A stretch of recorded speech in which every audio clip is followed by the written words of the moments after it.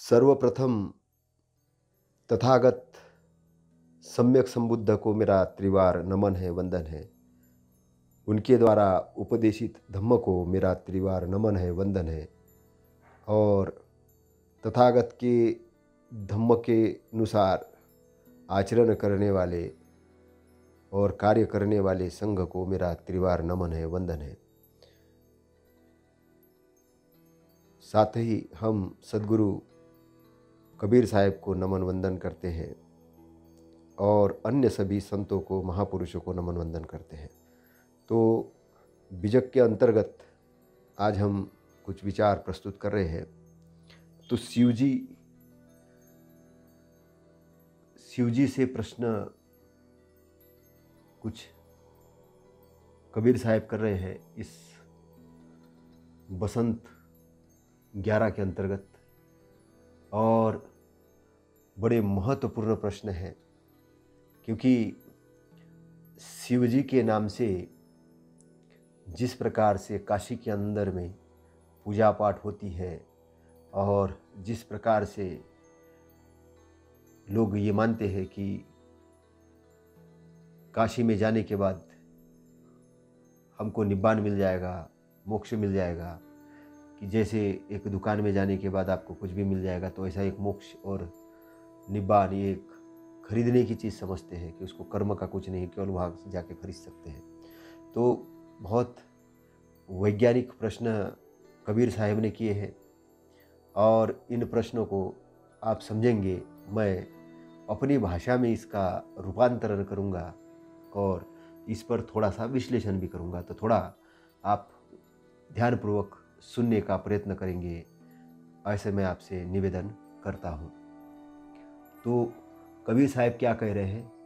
शिव काशी कैसे भई तुम्हारी, अजहू हो शिव लेहू विचारी। हे शिव जी, तुम्हारी काशी कैसे हो गई है? आज भी समय है, इस बात पर विचार कर लो। आगे कबीर साहब कहते हैं, चोबा चंदन अगर पान, घर घर सुमुति होत पुराण। चोबा चंदन अगर पान आदि से तुम्हारी पूजा होती है और घर घरों में स्मृतियाँ, धर्मशास्त्र और पुराणों की कथा होती है। तो आगे क्या कहते हैं कबीर साहेब? बहुविधि भवने लागू भोग, येसो नग्न कोलाहल करत लोग। तो घर घर में विविध व्यंजनों के द्वारा तुम्हें भोग अर्पित किया जाता है और लोग शहर में हर हर बम बम यो महादेव कहकर हल्ला करते हैं, तुम्हें पुकारते हैं। आगे कबीर साहब कहते हैं, बहुविधि प्रजा लोग तोर, तेहि कारण चित ढिट मोर। यहाँ तुम्हारे भक्तों की भीड़ है, इसलिए तुमसे पूछने में मेरा मन भी निसंकोच हो गया है। आगे कबीर साहब कहते हैं, हमरे बलकवा के यह ज्ञान तोहरा को समुझावे आन। हम तुम्हारे सामने बालक है, अतएव हमारा ज्ञान थोड़ा है, तुम तो परम ज्ञानी हो, फिर तुम्हें दूसरा कौन समझावे। आगे कबीर साहब कहते हैं, जो जेही मन से रहल आय, जीव का मरण कहूँ कहाँ समाए। जिसके मन में जैसा आता है, काशी की वैसी ही महिमा हाँकता है। काशी में मरने से हत्यारा भी मुक्त हो जाता है, दुराचारी भी मुक्त हो जाता है, इत्यादि बातें धर्म ग्रंथों में लिख रखी है। हे शिव जी, मैं तुमसे पूछता हूँ कि ये नाना प्रकार के कर्म करने वाले जीव शरीर छोड़कर कहाँ समाएंगे, कैसी दशा प्राप्त करेंगे, तुम ही बताओ। आगे कबीर साहब कहते हैं, लाकर जो कछु होय अकाज, ताही दोष नहीं साहेब लाज। ध्यान रहे, तुम्हारी नगरी की महिमा के झांसे में पड़कर यदि जीवों का अकल्याण हुआ तो यह उनका दोष नहीं माना जाएगा, यह दोष स्वयं हुजूर को पड़ेगा। आगे कबीर साहब कहते हैं, हर हर्षित सो कहल भेव, जहां हम तहां दूसरा न केव।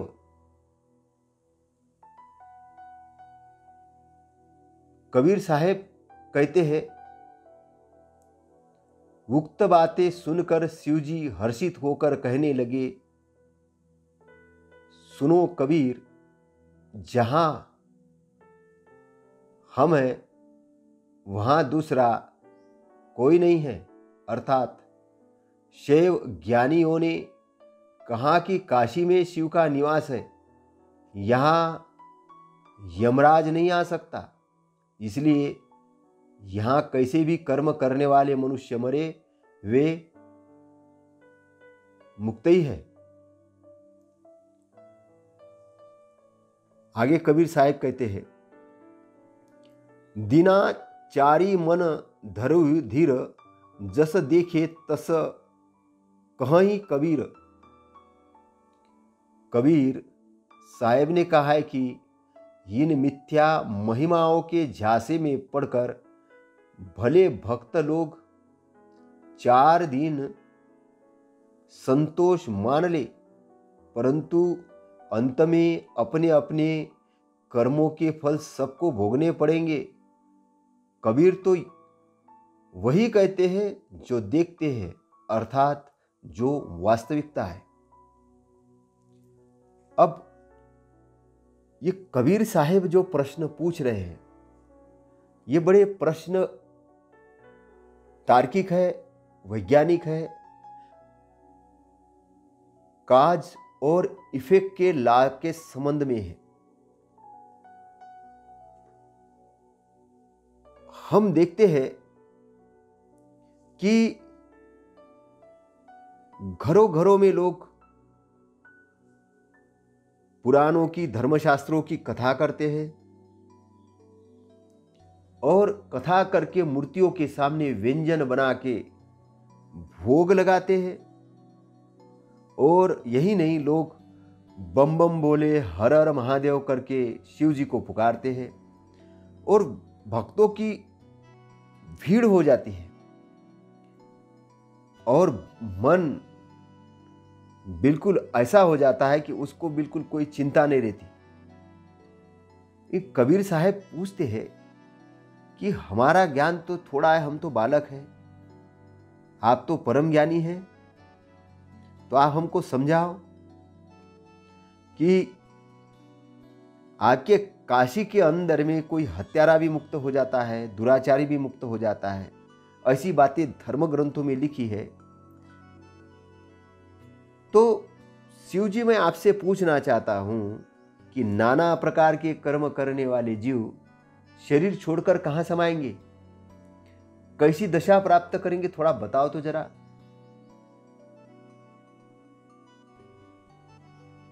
ध्यान रहे,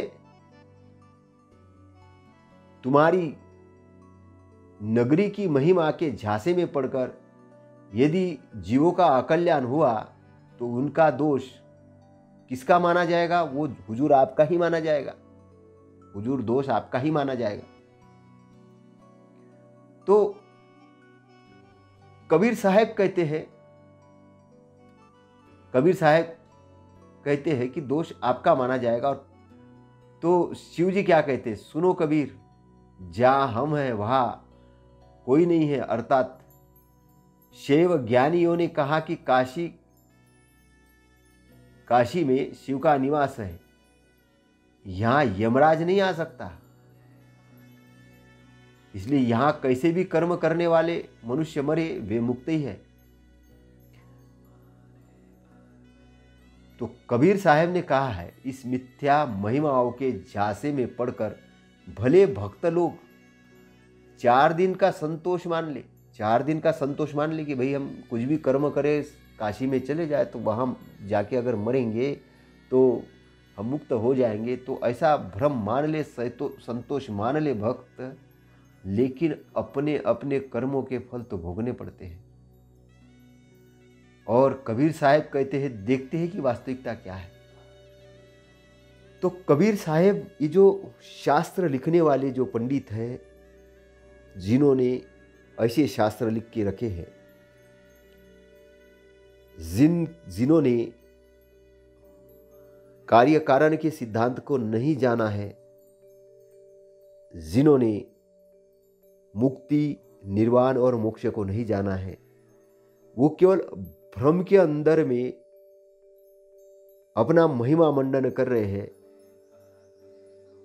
और शिव जी का नाम लेके बम बम बोले, हर हर महादेव करके गीत गा रहे हैं, नशा कर रहे हैं और कुछ भी काम कर रहे हैं और सोच रहे हैं कि हम काशी में चले जाएंगे तो मुक्त हो जाएंगे।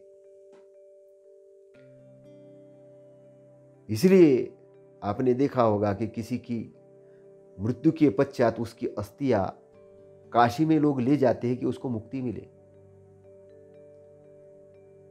लोग जीवन के अंदर में सभी पाप करते हैं और पाप करने के बाद काशी में जाके, गंगा में जाके नहाते हैं और नहाने के बाद ये सोचते हैं कि हम उस बुरे पाप कर्म से छूट जाएंगे। मतलब वो अतिवादी हो जाते हैं, उनको एक आश्रय मिल जाता है बुरे कर्म करने का कि हम कुछ भी करेंगे तो हमको बचाने वाला शिव तो है ही। इसलिए उनकी अपनी प्राथमिकता, अपना अनुशासन, अपना डिसिप्लिन तय नहीं होता है और तय नहीं होने के कारण भक्त अंधा हो जाता है और अंधा होकर वो कुछ भी काम करने लगता है।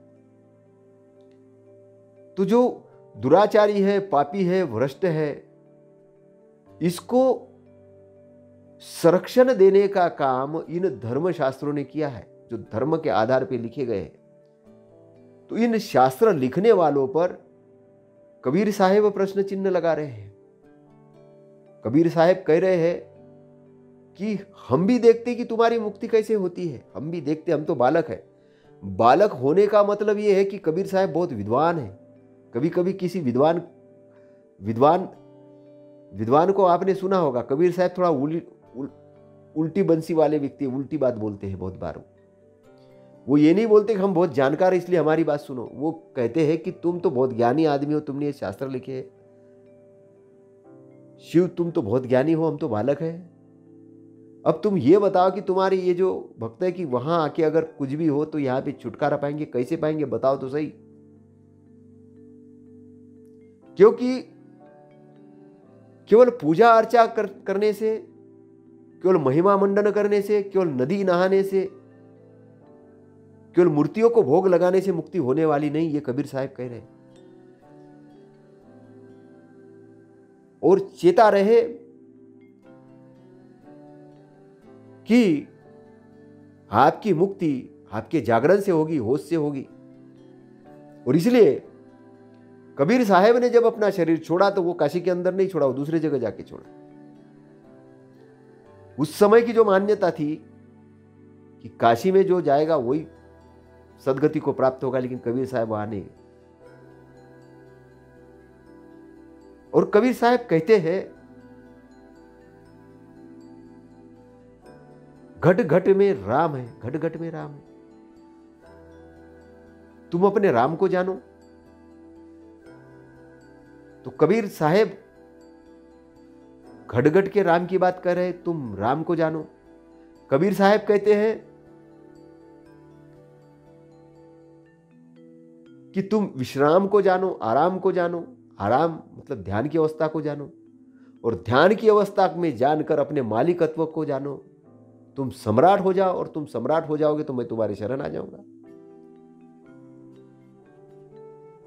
तो जो अंधविश्वास में जो पड़े हुए लोग हैं, जो मार के बंधनों में पड़े हुए लोग हैं, और जो शास्त्रों के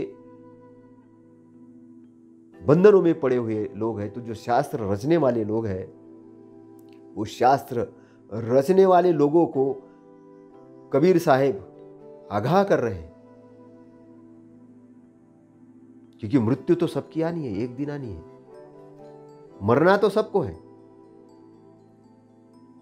एक दिन मरना है। सबकी मृत्यु होनी है। ऐसा कोई आदमी नहीं है इस धरती पर जो बोले कि मेरी मृत्यु नहीं होनी है। सबकी मृत्यु होनी है, ध्यान रखना।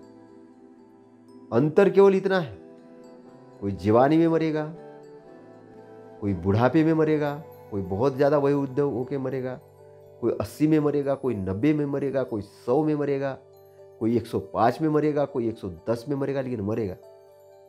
शरीर तो जाना है। तो शरीर जाना है, तो फिर वहां शिव जी आएंगे क्या बचाने? कबीर साहब ये प्रश्न पूछ रहे हैं। क्योंकि वहां शिव जी आएंगे नहीं आएंगे ये तुम जानते हो, लेकिन कबीर साहब जो जानते हैं वो क्या जानते हैं? वो बोलते हैं कि कर्म के अनुसार फल मिलेगा। कर्म तो कार्य कारण का सिद्धांत कबीर साहब जानते हैं। कार्य कारण का सिद्धांत, जैसे कर्म करेगा वैसा फल देगा भगवान, ये है गीता का ज्ञान। यहां ये नहीं चलता कि फल भगवान देता है, प्रकृति का नियम है।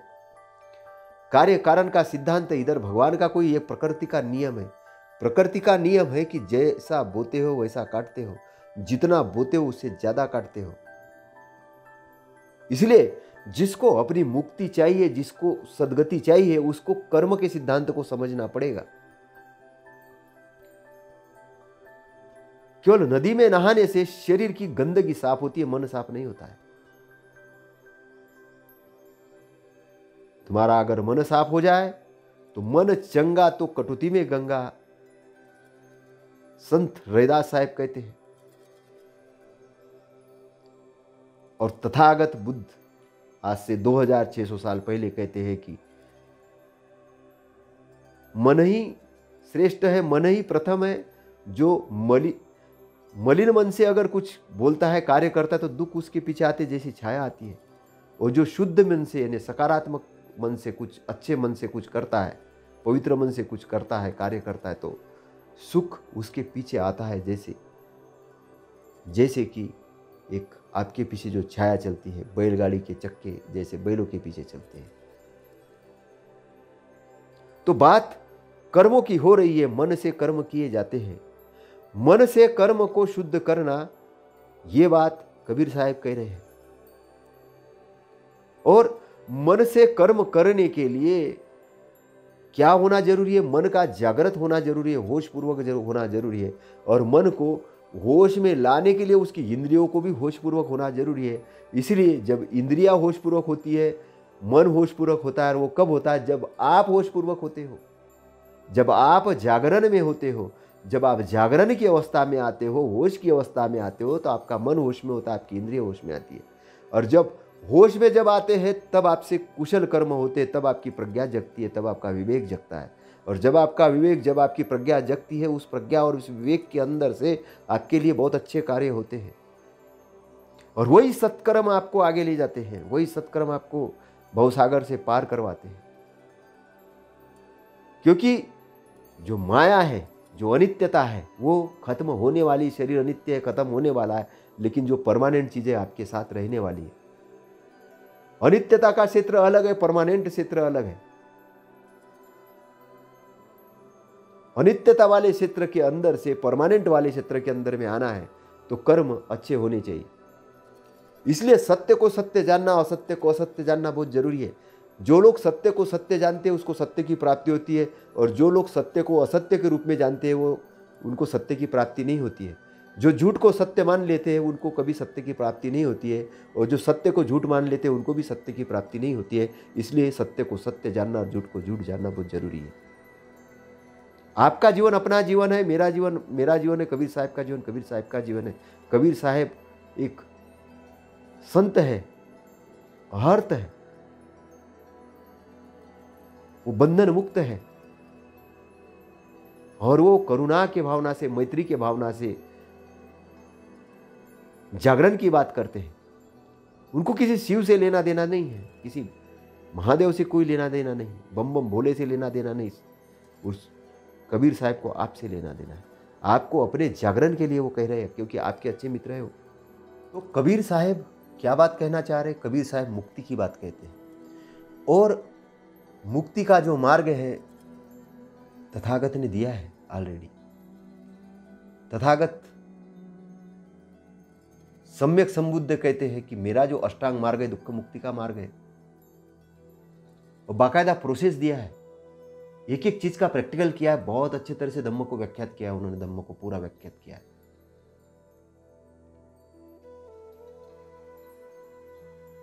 लेकिन जिनकी मनोवृत्ति भटकी थी उन्होंने उस धम्म को तोड़ मरोड़ करके जनता के सामने पेश किया है। और व्यक्ति की ऐसा रहता है कि वो जब मार के बंधन में चला जाता है तो अहंकार, द्वेष, घमंड, इसके कारण अच्छे की व्याख्या भी वो गलत कर लेता है, शास्त्र लिख लेता है और लोगों को बोलता है कि यही धर्म है, यही शास्त्र है, तुम्हारी मुक्ति ऐसी ही होगी। लेकिन जो संत है, जो ज्ञानी पुरुष है, वो वास्तविकता के दर्शन कर देते हैं। इसलिए आपकी सद्गति आपके आचरण पे, आपके विचार पे और आपके कर्म पे डिपेंड करेगी। इसलिए किसी का दास नहीं बनना, किसी का गुलाम नहीं बनना है, सम्राट बनना है आपको। और इसीलिए आपको निष्पक्ष तरीके से परीक्षण करना जरूरी है। आप जानिए और हर चीज में छानिए, और छानने के बाद अगर सही है तब मानिए। तो आप अपना डेवलपमेंट करिए और अपने आंतरिक चित्त को शुद्ध करिए। चित्त कैसे शुद्ध होगा? अच्छे कर्म से शुद्ध होगा। और अच्छे कर्म करने के लिए आपका जागृत युक्त होना बहुत जरूरी, होशवान होना जरूरी है। इसलिए भांग, शराब, क्रोधिष्ट में आके कुछ गलत काम करना, शरीर से माध्यम से गलत रास्ते पे जाना, इसकी संत बार बार निंदा क्यों करते हैं? उसका रीज़न ही है कि वो आपको होश में लाना चाहते हैं, होश में लाके आपका पथ प्रदर्शित करना चाहते हैं, आपको इस दुख से मुक्त करके एक अच्छाई के रास्ते पे लाना चाहते हैं, आपके जीवन में सुख और आनंद देना चाहते हैं। और शरीर छोड़ने से पहले ही आपकी मुक्ति चाहते हैं इन दुखों से। जैसे ही आप मुक्त होते हैं तो वो जानते हैं कि आप मुक्त हो गए हो। इसलिए तथागत भी जब ध्यान करवाते थे, जब अपनी प्रोसेस देते थे और उसके अंदर भिक्षुओं को सिखाते थे, और जब कोई अरहंत हो जाता था, बोधि को प्राप्त करता था, तो घोषणा करते थे कि इसने बोधि प्राप्त कर ली है, यह अरहंत हो गया, अर्थ हो गया।